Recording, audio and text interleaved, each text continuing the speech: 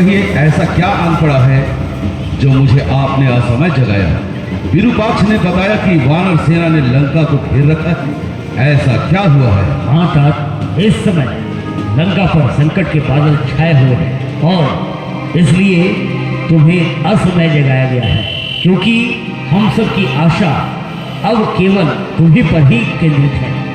शत्रु ने अल्प समय में ही हमारे प्रमुख योद्धाओं को मार गिराया है और जब तक समुद्र के उस पार से दूसरे राक्षस योद्धा सहायता के लिए आ नहीं जाते, तब तक इस बची खुची सेना से लंका की सुरक्षा करना बहुत ही कठिन दिखाई देता है। इसलिए तुम्हारा युद्ध भूमि में जाना अति आवश्यक हो गया है। कुंभकर्ण मेरे भाई, इसलिए भी तुम्हारा युद्ध भूमि में जाकर उन वानरों और मानवों का भक्षण करना आवश्यक हो गया है। इसलिए जाओ, उन सेनाओं को अपने पैरों तले ढूंढ डालो। आज राक्षस जाति की राज तुम्हारे हाथों में है। तुम्हें रावण के अपमान का बदला लेना है, राम से लेना है।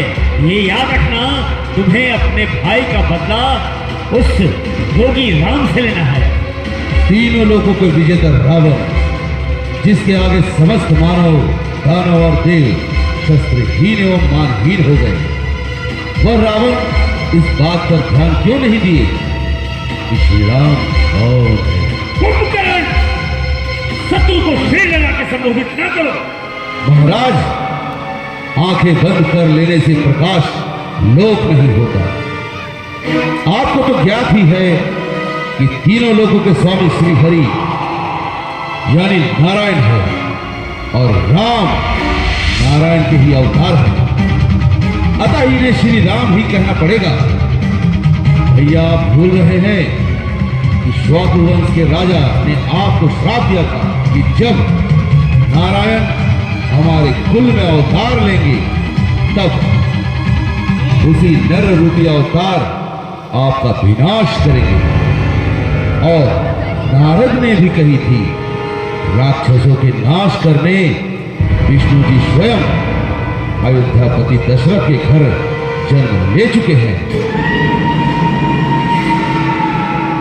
आप तो यह भी जानते हैं कि सीता स्वयं लक्ष्मी के अवतार है, फिर भी आप उनको हरण करके लंका ले आए हैं। कुंभकर्ण, हमें अपनी प्यारी बहन सुर्पनखा के अपमान का प्रतिशोध लेना था। क्या हमारे भाई के वध का प्रतिशोध लेना हमारा कर्तव्य नहीं था? भैया, हाँ, लेकिन इस कार्य को आप वीरों की भांति करते, चोरों की भांति एक स्त्री का हरण करके क्या आपका मस्तक गौरव से ऊंचा हो गया है? सुर्पनखा मेरी भी बहन थी। जिस तरह आपने मुझे आज असमय जगाया है, यदि आप उस दिन जगाए होते तो मैं बताता प्रतिशोध किस प्रकार लिया जाता है। कुंभकर्ण, यह समय वार्तालाप का नहीं है। ठीक है भ्राता, आप मुझे रणभूमि में जाने की अनुमति दें कि मैं उन वानरों और मानवों को रौंद डालूं और राम के मस्तक को पैर से लुढ़काते लुढ़काते गलियों से लेकर आऊं, जिससे हमारे योद्धा के भाई बहन माता पिता सब देखे, जिससे हमारा ऐश्वर्य और बढ़े। भैया, अगर मैं आ न सका तो समझना मैं वीर गति को प्राप्त हो गया हूं, और अगर ऐसा हो गया तो राक्षस जाति को बचाने के लिए आप श्री राम के शरण में चले जाएंगे। ऐसा क्यों कहते हो?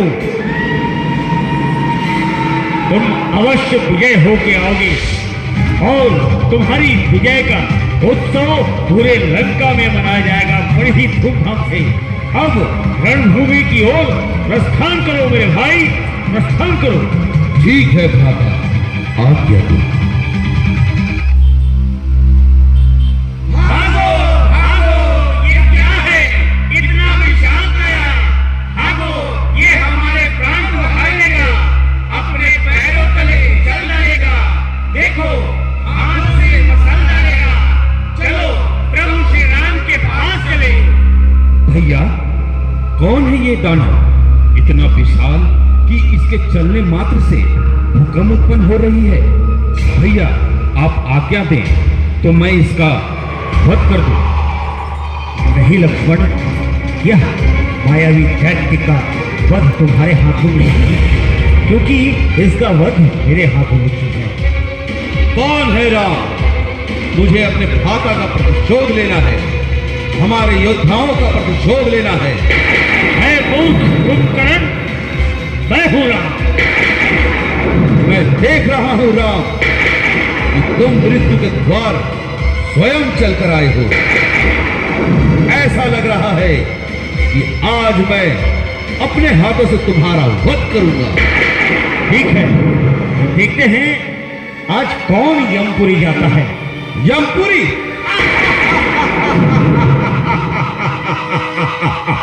यमपुरी और मैं?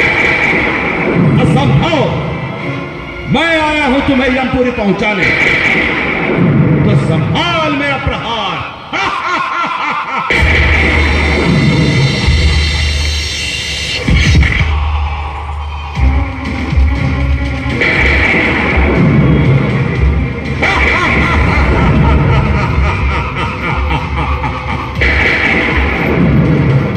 एक बाजू काटने से क्या होगा?